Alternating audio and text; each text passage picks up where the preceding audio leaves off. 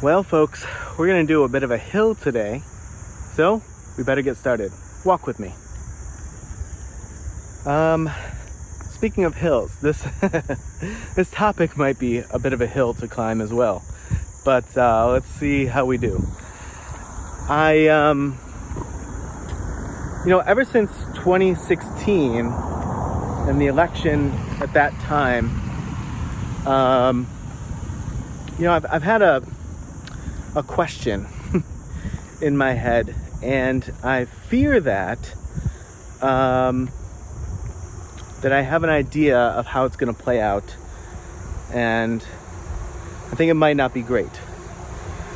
First of all, let me draw a brief comparison, as I see it, between the 2008, specifically, Barack Obama voter and the 2016, specifically, Donald Trump voter.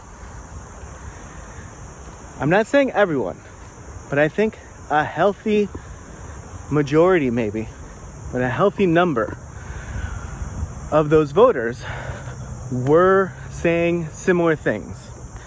They were saying, we have an inherent distrust of the current system because the current system is made up of oftentimes decades-long career politicians who oftentimes do things solely for their best interest.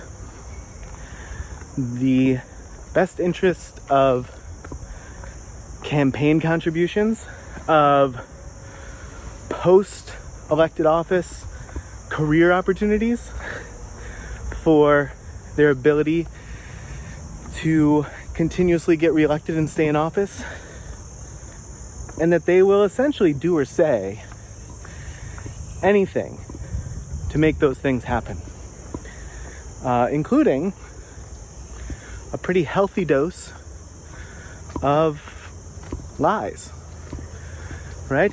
So I think there's a strong number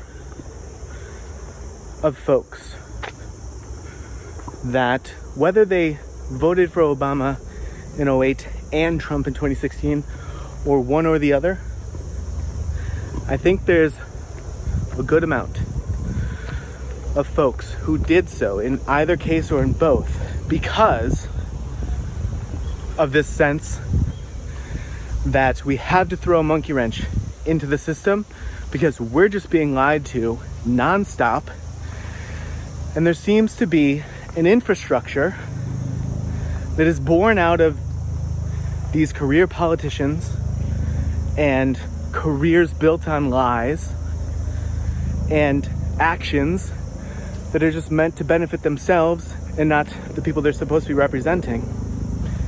And because of that, voters got to throw a monkey wrench in there and say, try something new. Try an outsider. Try someone who's saying something differently or in a different way. And I do think that's a common thread between those situations. Now, here's my worry. My worry is that those people don't go away, and they probably don't lose that general mindset. And by the way, this is me saying I think that mindset bears some truth. I've been around long enough to live through the lies and the self-serving and all that too.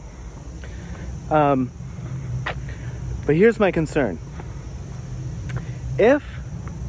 Regardless, whether Trump is elected in 2024 or not, and if we go by what normally would happen, he would either lose and would probably be sort of out of the fold at that point, I would think. Or he wins, and again, by a typical standard, should just have 4 years left in office. We would have to see. But in either of those cases, so whether it happens in 2024, you're basically rid of Trump, or 2028 you are, I worry that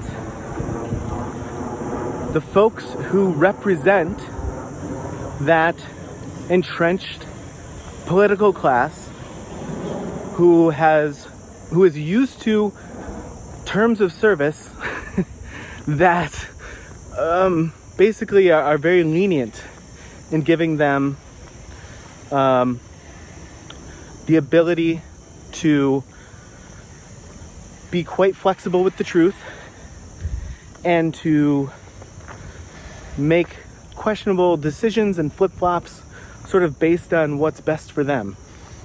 My worry is that they then completely throw out this class of voter, which I think is probably quite numerous. The class of voter that's saying, we're trying to throw a monkey wrench in there because you all got to stop this. You have to do better. And if they don't take this, again, whether Trump wins or loses in 2024, he's stuck around this long for a multitude of reasons, but this is one of them. And again, same thing with how Obama flew past the expectation of a Hillary nomination in 2008 and just soared right through the general election. I don't think this will happen, but I hope that somehow, even if it takes a little bit of time, that this part of the message that voters have been trying to send for probably close to 20 years somehow starts to break through in a meaningful way to the political class. I know that sounds really like you're hoping for things that will not be happening in the near future. I would say that's probably true. But I really wish, and no matter how much somebody dislikes a particular person or their policies or the way in which they present themselves or speak or the way in which they themselves lie, right? That's the thing. I'm not saying like Trump also lies to the extreme. I'm not saying he doesn't lie. I should have said that earlier. But the point is, people see him as an outsider. They see him as somebody who's saying things in a different way. Doesn't mean he's not lying and he's not self-serving. I think he is. But people are saying, well, this is our only opportunity to throw a monkey wrench in here because we know that we are just forever being lied to, forever being taken advantage of, and never actually being represented, or very rarely. And I wish that with, in some way, shape, or form, this Trump experiment, this Trump infiltration, whatever you want to call it, infestation, coming to a close at some point in the near future. You know, I wish that I felt that those folks had any clue or any desire to understand why it happened and the ways in which they're responsible for voters feeling as though they have to pit themselves against the government that they are putting in place. Because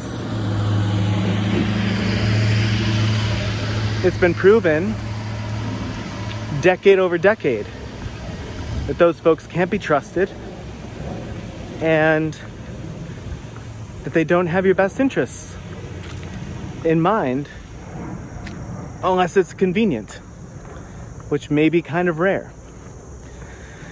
So, not to be lost in despair, at the moment, but there's a lesson to be learned here. And I hope that I am somehow proven incorrect in my assumption that the lesson will not be received. But time will tell, and we shall see. All right, folks, we did another 10 minutes. So thanks for coming along with me, whether you just hung out and listened or if you took a walk yourself. Cool beans. I'll see you in the next video.